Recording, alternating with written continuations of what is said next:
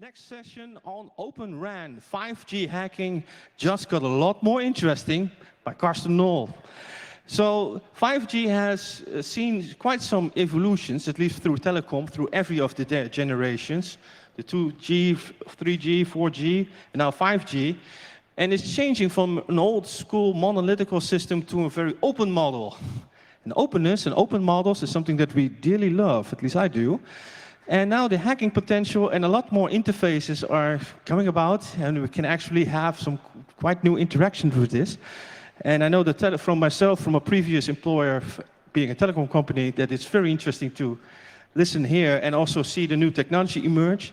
Now, Karsten Knoll, we know from all kinds of CCC talks, cool ones even, and every talk was actually cool. I call it education to myself.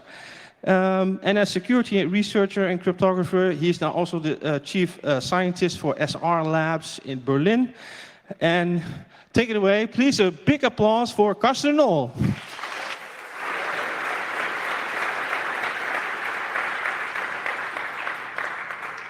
Thank you, and thanks for entertaining everyone for 10 minutes. I've never seen a herald work harder. Good to see you all again. 3 years of everybody staying at home, hacking on their own things. It's about time to start sharing knowledge again. That's what I'm here for today. We'll be talking about hacking in and taking down critical infrastructure. The irony that this talk was delayed by 10 minutes by the electricity going down isn't lost on me. We'll make the best out of the remaining time. We're talking about OpenRAN today as a case study, basically, of technology developments that are happening in basically every industry. People are going into the cloud, they're virtualizing things, processes get more and more automated, and nowhere is that shift clearer than in the telco industry, and OpenRAN is a great example of that. So we'll be touching on a lot of technology that you encounter in your industries as well. I'm just particularly fond of telco hacking. So at the end of this presentation, you'll know what OpenRAN is and the technologies involved around virtualization and automation. You'll know how to find security issues in them. And if you happen to be in the business of building telco networks, or for that matter, any kind of cloud network, you'll take away some advice on how to make those infrastructures more secure. Why am I talking about this? Well, I've experienced telco basically from both sides. I've been a hacker of critical infrastructures for well over a decade now, and around halfway through that journey, I've been asked to help secure telco networks. So I've seen both the attacking and the defending side of it. And I can tell you, while hacking telco networks might seem difficult sometimes, defending them is even harder. So if you're up for a challenge, try that sometime. But why, anyway, are we still talking about telco security? It's been literally 13 years since I was standing here and trying to get all of you to help me compute A51 rainbow tables. Anybody remembers that? Okay, yeah, that's exactly 13 years ago, this conference. And then you all came together and we computed those tables. We then released them that year in December at the Chaos Congress. And ever since then, people know that 2G is insecure. And nobody has ever found similar weaknesses in the other protocols. So aren't we done when we're done 13 years ago? Well, it turns out telco networks are more complex than just singular standards, right? The reality is always more complex than the standards written in theory. But let's start at the positives. Let's see what has actually happened in telco network evolution. So with the introduction of 5G, pretty much all the hacking vectors that were identified in previous generations were closed. And not just hacking vectors, also privacy features were added. For instance, 5G is the first standard where the IMSI, basically your identity, isn't submitted in clear text over the air anymore, right? So it took almost 30 years of network standardization for people to understand that it's a bad idea to send identities in clear text. right? It will probably take another 30 years for all non-5G networks to die out and for us to finally benefit from this progress. But it's a step in the right direction, and there's many others. I won't go into the details here because, of course, you all are only interested in how networks are broken, not how they have been fixed. But overall, of course, we have made good progress, or the people writing these standards, I should say, have made good progress, so that today we couldn't just stick up an antenna and intercept a 5G conversation like we did 13 years ago at the Chaos Congress against 2G, right? But even though these network generations have gotten more and more secure on paper, we anyway, or other researchers, have been able to find vulnerabilities in each of those standards, usually digging a little bit deeper, going to less obvious places. And we want to continue that today with 5G, and again, using OpenRAN as a case study. What I'll show you now over the next 20, 25 minutes are kind of the building blocks towards 4 hacks that I'll illustrate. Spying on people's communication, extracting their private data from a mobile network, becoming an admin in that mobile network, controlling all the infrastructure, and ultimately taking down a mobile network, right? These are not singular hacks anymore, like what we discussed, let's say, around 2G, but rather a series of building blocks. So I'll have to do a little bit of a build-up towards that. They are also not easily done within, what was it, less than 1 minute for the 2G stuff, right? We're talking about weeks here, weeks of somebody penetrating a network and moving deeper and deeper and deeper until they can finally take down the network. But I'm sure you can imagine many organizations that would be willing to spend several weeks to then either ransom somebody or do other criminal activities or for purely strategic purposes. We're talking state-sponsored actors, right? So it takes weeks to break into a 5G network, and while that might seem like a long time compared to what hackers usually show at conferences like this, it's definitely worthwhile for too many people in the world for this to be ignored. So why are networks still vulnerable? Of course, they're built from many different technologies, some of them newer, like let's say the 5G standards, some of them older, but still mandatory. If you're building a 5G network from scratch today, you would still have to connect it to an ancient technology called SS7, for instance, right? Won't be talking much about SS7 today, but there's, of course, previous research from years ago that still today applies to virtually all networks in the world. Because of the network effect, if you want to be part of this global community, if you want to exchange text messages, if you want to support global roaming, you have to support SS7. Or maybe a little bit more avant-garde, you're supporting diameter. Well, tough luck. It has the same security vulnerabilities. So mobile networks are just complex beasts. And today, we're going to talk about none of this stuff, but look one level below to the IT infrastructure.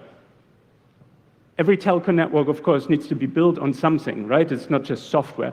And this used to be proprietary boxes that you would source from some Scandinavian vendor or, let's say, from China.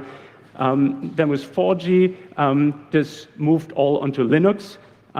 Everything became IP in mobile networks. So it already felt a lot more familiar to a pen tester or a red teamer testing mobile networks. And with 5G now, we're going even further down to get basically cloudify these networks. And today we're going to talk about exactly that development, where networks become much more virtualized and much more automated, okay?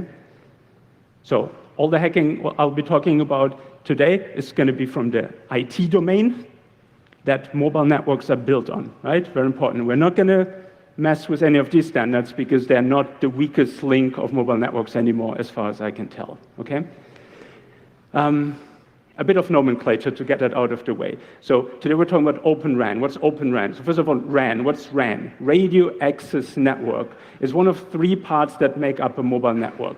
There's the radio access network, which is basically 90% of the mobile network, actually. It's the antenna, It's a cable that connects the antenna to some local switching center, another cable to something more regional, another cable to connect us to a big central data center. And that central data center is then considered the network core. So that's separate. And then different network cores are connected through interconnect, for instance, to connect different companies or different countries, right? But almost everything that you consider as a mobile network is the radio access network part, basically the countrywide infrastructure, right? And even though it's 90% of a mobile network at least, it hasn't received much attention. So I certainly haven't looked at anything RAN related since 13 years ago, the 2G stuff, because I considered it's secure and it's basically just cables, right? And that was true for most of these 13 years up until now. With 5G and OpenRAN, there's big changes underway where the radio access network gets a lot, I guess people call it smarter, right? So a lot more complex. There's much more technology put into the RAN, and that's why after many years of neglecting it, we revisited it and found really interesting stuff, right? So that's RAN. So what is OpenRAN? OpenRAN is basically a movement, you could say, loosely defined as combining three things, only two of which are really relevant for our discussion today. The third thing is that mobile networks are now built on commodity hardware to make them cheaper, right? So instead of getting a box from Scandinavia or China that combines hardware and software, you get your own hardware, and then you put whatever vendor software on it, right? Not so relevant for us. What's more relevant for the security discussion is that everything is virtualized, or I guess containerized is a more appropriate term. We're talking Kubernetes here most of the time, and processes are automated to a very high, in fact, scary degree, right? So that's OpenRAN, basically these three things put together, and it's extremely popular among telcos right now, because it's cheaper. The commodity hardware part is what they find interesting. Of course, we find the other two a lot more interesting. So in summary, the changes between kind of how mobile networks used to be built and how they're being built right now. A mobile network used to be built, okay, you start with an antenna. That part hasn't changed. The future will still have antennas in mobile network, just everything after that changes. So it used to be you connect this antenna to one of those proprietary boxes, appliances you could say, that you get from, let's say, Scandinavia. And you connect them throughout your entire country. Somebody manually logs into each of these boxes, configures them, and then basically you have your network that will stay virtually the same for the next, say, 15 to 20 years until it's replaced by another network generation, right? There's sometimes upgrades that the vendor will ship to you, maybe once a year, at most twice a year, and then you manually install these upgrades on each of the boxes, and that's it. It's very static networks with very little interference, right? Now switch over to OpenRAN, or really any future mobile network, I would imagine. Instead of getting appliances, you get shipments of software, and you have to install them in your own cloud environment. And it's not going to be just a few cloud environments. Because of 5G's latency requirements, there'll be, in a country like Germany, several hundred data centers, okay? So in several hundred places, you install Kubernetes clouds, and then on each of those Kubernetes clouds, you have to put dozens of Docker containers, right? Just the complexity of that, the sheer numbers involved, do not allow for anybody to do this manually one by one anymore, right? It needs to be automated, the whole deployment. And once it's automated, people think of this as a great benefit because now we can keep changing the network pretty dynamically. So instead of having people log into boxes once a year and changing a little bit, now you have scripts running all the time that try to optimize the network, that keep reconfiguring everything. So it's kind of a living organism, almost style network that is self-optimizing. And to me, that's very scary, right? Knowing that it continuously changes. How are you going to test it and say, okay, for the next few years, I know it's secure? I mean, you test it, and even 5 minutes later, it has a different state. So security testing becomes a lot more complex, right? Now, maybe silver lining, at least we removed the human error source from operations, right? If everything is software, nobody can fat finger or get phished anymore. But of course, we introduced another, maybe more serious human error source in that many developers are now involved that through some magical CI/CD pipelines create and push down these scripts. And that's what we want to focus on today, these two developments, that everything gets virtualized and that everything gets automated. okay? And again, I'm using this as a case study to illustrate developments that you encounter in other industries as well, just nowhere else as quickly as a step function as in the telco industry, right? Because any kind of cloud environment would be built similarly. So let's start with virtualization hacking, or again, to be more specific, containerization hacking. I'm not talking about VMware virtual machines, I'm talking about very scalable, cloud scale virtualization. And as I said, telcos have several hundred clouds distributed throughout the country to host all kinds of functionality. And in theory, because everything is virtualized, you actually have a possible security upside. Because once everything is, the software is virtualized, it's nicely segregated, the networks become software defined, so you can basically, through configuration settings, create any kind of segregation that you want on the network level, on the hardware level.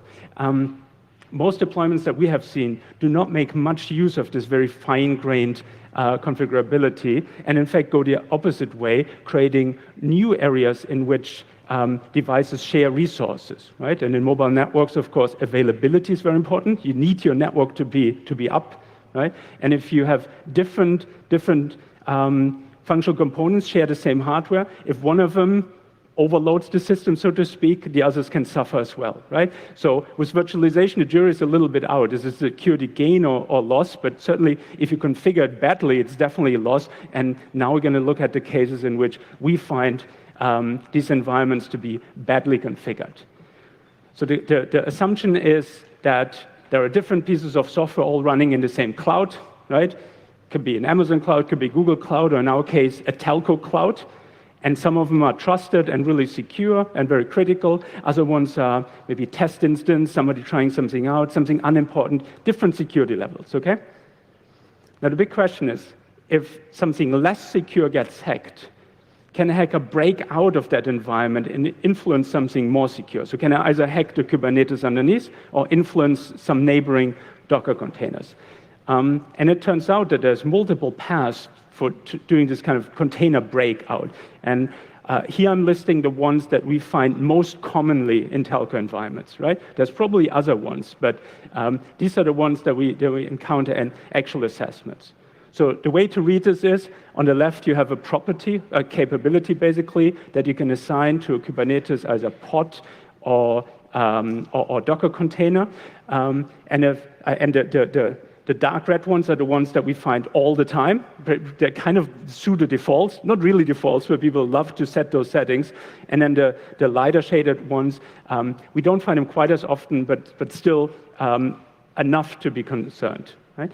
And so you start from one of these capabilities. The middle then says how the hacker would abuse it. On the right-hand side says the outcome. Could be in a mobile network anything from running your own code, kind of crypto miner style, it's probably the least concern, to accessing data. So ransomware, of course, would be a relevant threat here. To ultimately, this is certainly the worst for mobile networks, taking down the systems, right? Basically disconnecting people from their critical infrastructure.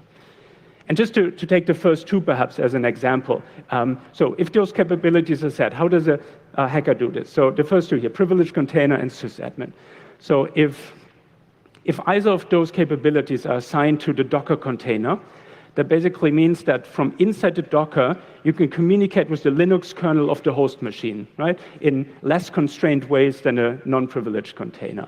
And I mean, the Linux hackers in the room, of course, already have 100 ideas how to abuse this, right? And it's a long list. I'll just give you two examples here. You can abuse a kernel feature around C groups. C groups is basically a way to handle processes.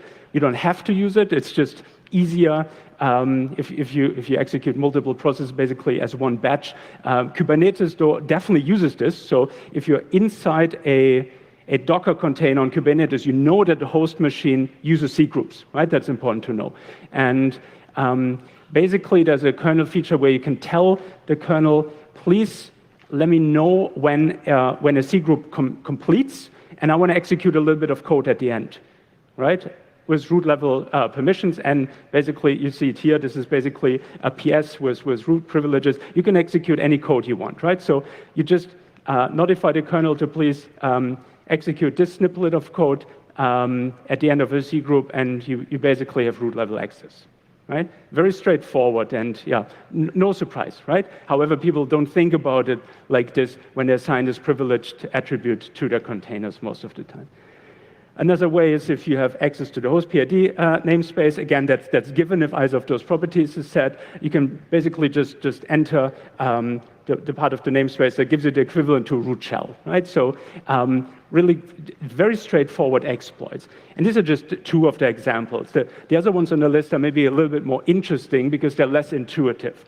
So if you don't have a privileged container, but still this host PID namespace access, this is very commonly found, you can't really access those processes running on the host machine, but you can kill them. And if you can kill everything that's running in the Kubernetes on top of you, you can take down the mobile network, of course, right? Obvious, right? So and if you're building Kubernetes environments, look how often the host PID is set for your containers. You'd be surprised, right? And then if you combine the host PID with another benign-looking capability, the sysptrace, you can not just see those processes, but you can inject code into the process. In any process running on your host, again, that's root-level access, right? That's basically root shell equivalent. Two benign-looking things are combined to basically full exploit. Access to the file system is pretty dangerous as well. I mean, obviously, if you have write access to the file system, you can just overwrite configuration files, you can add your SSH key, whatnot. But even read-only access to the host file system, virtually always when we encounter it is game over, because you can find tokens. So tokens are, yeah, as the name would suggest, just strings that are used to access Kubernetes infrastructure. They're found in all kinds of configuration files, so reading them is enough to then access Kubernetes infrastructure. Also very popular finding passwords. A bunch of the utilities that you use to administer environments like this, they take a username and a password as command line arguments. So where do you find it? In bash history, right? So if you have read-only access to the file system, often there's a password that you need to go forward, right? The last one is the one that surprised me the most. I don't know if everybody can see it from here. It's basically network access, right? The reason it surprised me the most is, of course, I'm old school. I know virtual machines more than Docker containers, right? And in a virtual machine, if you give it network access, that's not usually considered a security risk, right? I mean, how could you run a virtual machine without network access? It's basically a separate computer popping up on the same network, right? In Docker, it's not like that. If you assign a host network attribute, it's sharing the same network interface, right? So imagine you have some services tied to localhost and localhost only, right? If you're sharing a network interface, the guest can now access your local host. And it used to be that even the Kubernetes API, the API to basically configure anything in Kubernetes was often bound to localhost and didn't have authentication switched on, right? So that's game over right there. At least the authentication is now switched on in more recent versions, but depending on how old your Kubernetes environment is, this is a big concern. But at the very least, I mean, given that this interface is shared between host and guest now, the guest can TCP dump everything that's coming in and out of the host, right? So that by itself is already a problem, unless they use SSL for everything. But now guess how they build Kubernetes clusters, right? They say, oh, everything that happens within a Kubernetes cluster is trusted. It never goes over a physical cable. We don't need SSL, right? Everything unencrypted. So giving network level access to a guest usually means the host gets hacked, right? So just a whole collection of things that can go wrong. And again, this is just the stuff that we see in real assessments. There's more stuff that can go wrong in theory. So that was a part on virtualization hacking. Let's talk about automation and the implications of basically this development. That instead of having people typing in configuration, like old school Linux sysadmin type, right? You have some scripts and an uncountable number of scripts that are created by all kinds of developers that are pushed through all kinds of CI/CD tools, right? So what's the implication of that for security? Well, of course, that some threats that we had before are amplified, some new threats are introduced, and then I guess the third category would be stuff that should never happens anyway because it's becoming so complex now. Let me give you one example of each of those categories. The threat that was already there that's being amplified is phishing or social engineering in general, right? So instead of 5 Linux sysadmin types, you now can phish hundreds of people across various companies that are all somehow contributing code into the configuration of this mobile network, right? If you get to phish any one of them, there's a good chance that ultimately you can adversely affect the mobile network, right? So that threat is amplified. Threats that are completely new is a whole ecosystem of basically software development tools that are now part of the operation of your mobile network, right? Somebody somewhere commits something to GitHub, it goes through all kinds of CI/CD, it becomes packaged somewhere, it gets downloaded into an image, that image gets deployed through another CI/CD. Any part of that chain gets hacked, your mobile network is at risk, right? And then there's stuff that should never happen, but of course, you have hundreds of people working on this stuff, people posting questions on, let's say, Stack Overflow, saying, oh, can you look at this piece of code? What am I doing wrong? And they're leaking internal secrets, right? Hundreds of people are involved, one of them will do that for sure, right? But you see how the attack surface now becomes really hard to capture, right? Like there's hundreds of people across different companies using all of these tools. All of this, in theory, would need to be tested now to know whether or not your network is secure. So kind of the pen testing that we used to do doesn't apply anymore. You don't even know what the scope is, right? So instead, of course, this needs to be tested through red teaming. Everybody knows what red teaming is, right? Yeah.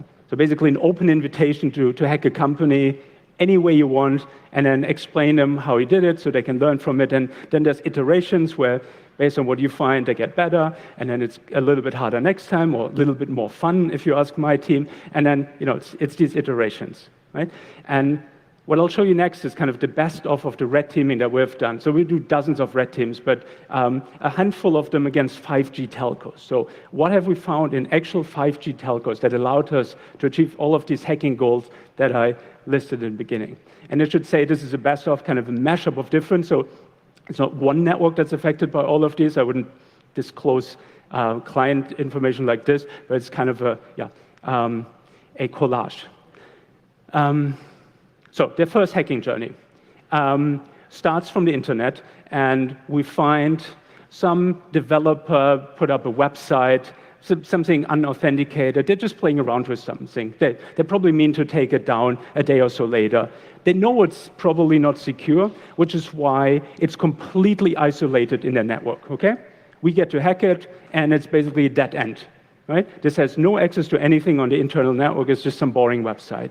However, it's running in a Docker container on the Kubernetes. So if any of those capabilities we looked at earlier is set, we break out of the Docker container, and now we're on the Kubernetes layer, right? And sure enough, of course, one of these capabilities was set, so we did break out, and now we're on the Kubernetes layer, which means we're not constrained anymore. The Kubernetes has access to everything that any of the container needs access to, right? So these Kubernetes environments, it's very hard to kind of DMZ them away, right?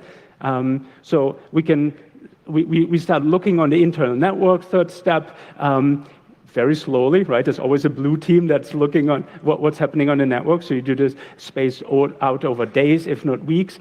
You find different servers, you find different APIs. In fact, you'll find hundreds of APIs. Mobile networks today, a lot of what they do is microservice-based, right? So there's just APIs everywhere. And, mistakes are being made. So completely by accident, I believe, one of these APIs, if you send wrong stuff to them, it sends you back debug information. And in the debug information, there's the credentials of one of the developers. Who knows, right? Mistakes are being made. Those credentials, they allow us to access some systems, not necessarily production system in the sense of mobile network. We're still on the IT side, right, where the websites live.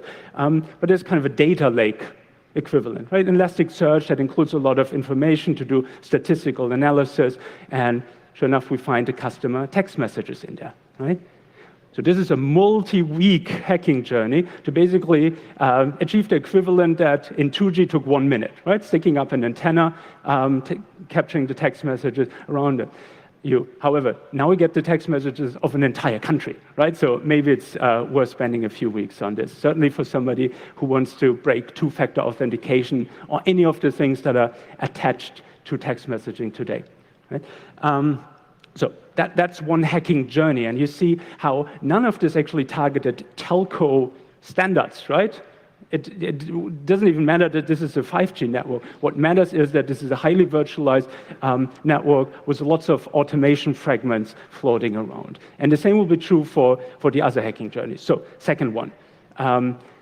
So it shares some of the same steps, so I'm not going to repeat those. But then basically, once we're on the internal network, we look around more and more and more. Of course, we find development fragments, right? In this case, a GitLab. Somebody has basically a shadow file equivalent, so hashed passwords that they deploy as part of some configuration update. Who knows, right?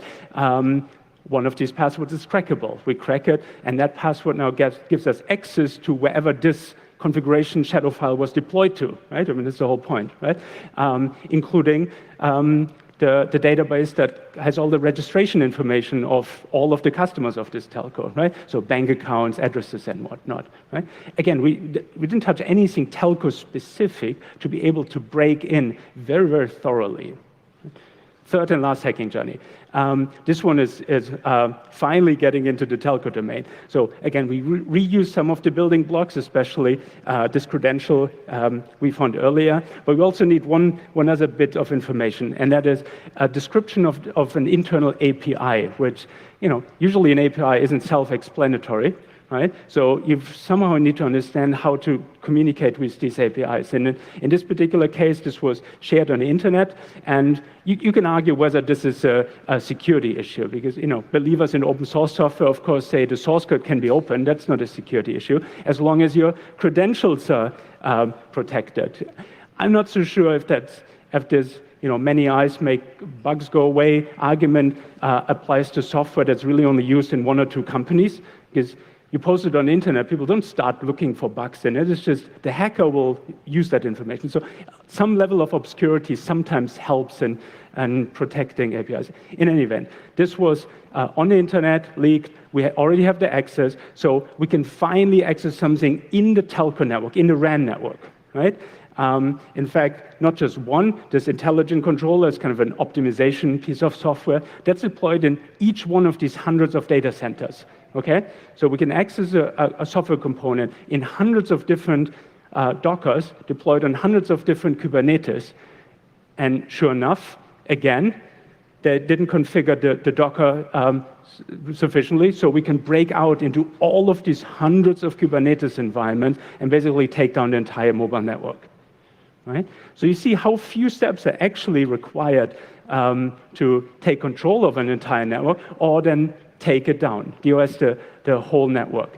And again, none of this is telco specific. And in fact, if this weren't a presentation on telco networks, you could explain something very similar about most of the private cloud environments that companies are building. Basically, everybody is working on something similar right now. So let's talk a little bit about how to build those infrastructures better. Telco, OpenRAN, whatever infrastructure you have, right? Obviously, configure your Kubernetes better, or not the Kubernetes itself, the pods and the Docker containers running in your Kubernetes. Kubernetes gives you all of these different configuration settings. Make good use of them, and be considerate, and acknowledge that it's not virtual machines running in VMware anymore. That are much tighter meshed together. I'm not going to go through this in detail. This is more a take-home list in case you are working on any technology like this. Now, for mobile networks more generally, we've been giving kind of these generic pieces of advice for years now. And again, this traverses telco networks. All of these are easily said, and in fact, in our community here, we always wonder, why do networks not do this by default, right? The whole security by design. I mean, I don't know who coined that term, but it's definitely older than my interest in security. So people 20, 30 years ago would have used that concept. And yet today, it's not yet found everywhere.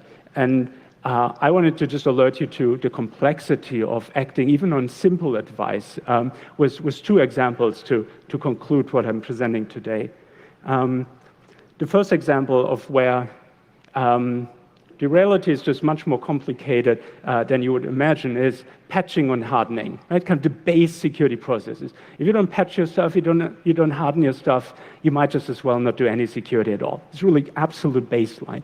And why do mobile networks not get hardened? I mean, for different reasons in kind of the closed architectures that were deployed up until today, and these open, including OpenRAN architectures that are running on clouds. So traditionally, I mean, there's really no excuse why they don't patch, other than the way they deploy these networks, where they say, once we deploy it, we don't touch it anymore.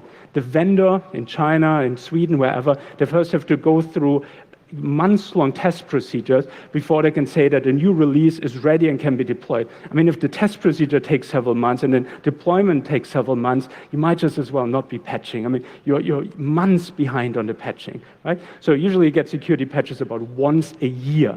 These are standard Linux boxes that are 1 year outdated. Every CVE in the world applies to them, right? So it's just an ecosystem breakdown. The way that these things are procured just doesn't allow for patching.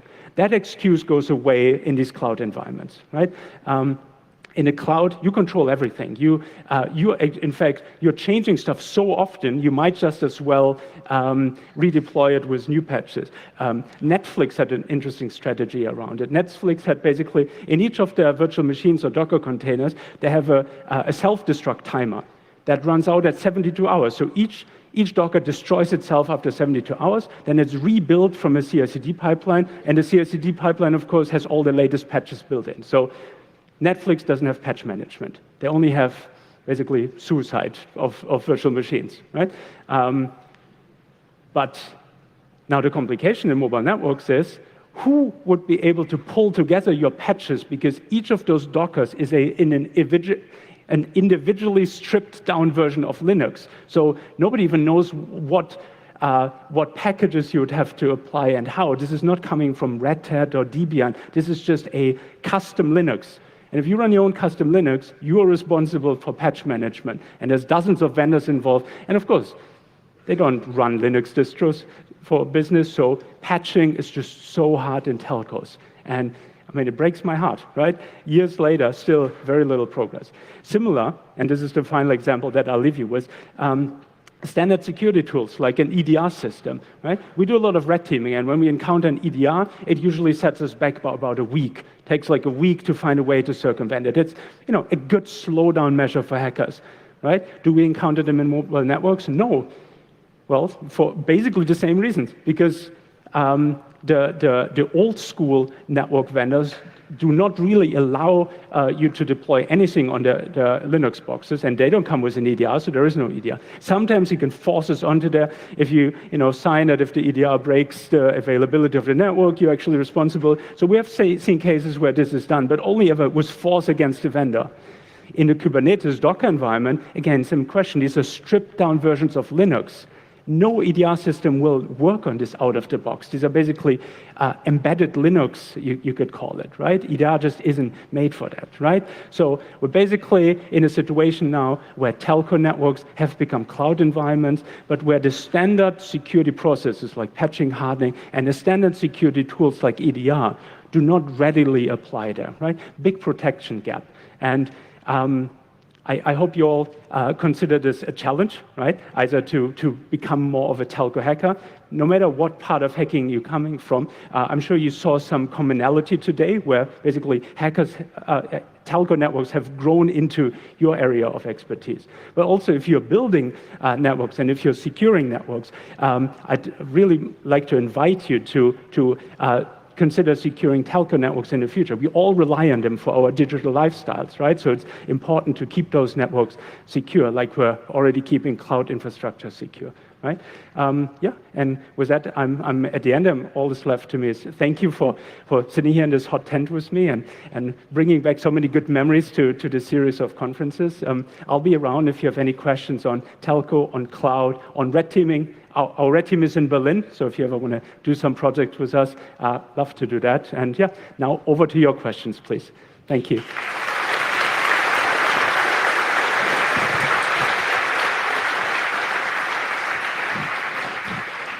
Thank you, Karsten. We have a few minutes for questions. If you have a question, please walk over to the microphone in the middle. There are 2 microphones in the middle. Please line up. First question, here you go. Hey, first of all, thanks a lot. We've had similar situations with industrial devices, with medical devices, and stuff that should be expected, like pack management and everything, that was clearly not a given. And we've seen some certification efforts and some initiatives that were going into the right direction. So I guess my question boils down to, do you see a way out, whether through incentives or just we're waiting for a doomsday scenario? How do you see things evolving? Very good question. So certainly, both the industry and different governments are pushing towards more security. The governments more than the industry, very much based on a checklist approach, where they say we want you to prove that your network is secure at one point in time. What happens after that, we're not so concerned with. So certification is good and meaningful to introduce a guideline, or baseline rather. I just haven't seen the one certification that would address problems like these, right? I'm seeing certifications more around, you have to prove that you're not from China. That's basically a big part of the certification. Now, basically protecting yourself from political influence. I mean, yeah, that might be important. I don't care. I mean, I wanted this to be secure from hackers from anywhere in the world, not just from China, right? Other parts of the certification lets you prove that your cryptography is configured correctly, those things. Great, but cryptography hasn't been a problem basically since 3G. People haven't broken the cryptography anymore.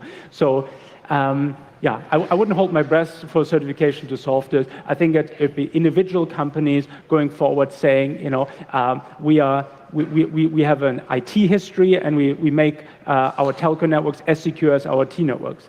All big telcos have cloud environments, and they make their cloud environments more secure than their telco environments. And that, to me, is a weird situation. Right? Next question, please. Thank you. Hello.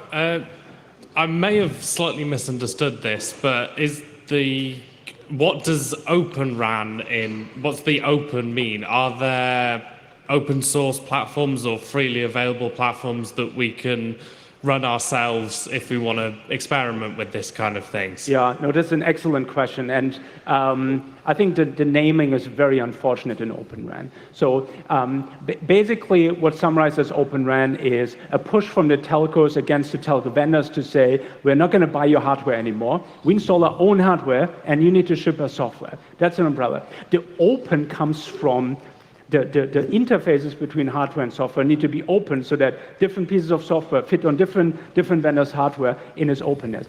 It does not include open source. It does not even include open standards. You have to pay to access those open standards. So it's very different from what this community would call open, but baby steps in the right direction. Yeah. Thank you. Good question. Thank you for your talk. So quick question. So does the lawful intercept components also run in Kubernetes? Oh, that's a very good question. So no, so far not. But that's just because those vendors, they're behind the curve. I'm sure, the few vendors, I'm not going to name them, but it's basically monopolies per country that just say, why do we need to change? We have a monopoly market. You build our appliance into your network no matter how. Right? And they might use just SS7 for that. Yeah. And a quick other yes or no question. Sorry, next question, because we have really no time left. I'll be around later. Just find me later. So I just wanted to understand how it is moving to cloud infrastructure, the mobile telecom infrastructure.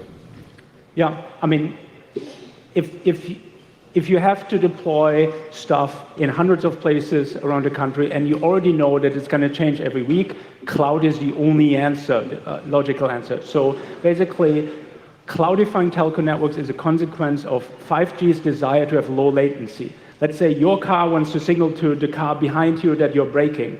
You don't have time to send that signal off to a telco network, send it to some central location, get the signal back, get it sent to that other car. The crash will have happened, right? We're looking at single-digit milliseconds delays from car to car, and that only happens if each little region, each city basically has their own cloud environment. That's why everything in telcos in the future will be cloud. Okay. I hope that answers your question. Yeah. And we're out of time. No. Sorry. It's actually exactly 10:04, so we have to move over and make space for the next talk, which is also a very interesting talk about how we moved out of the pandemic. But first, please have a great thanks for Karsten.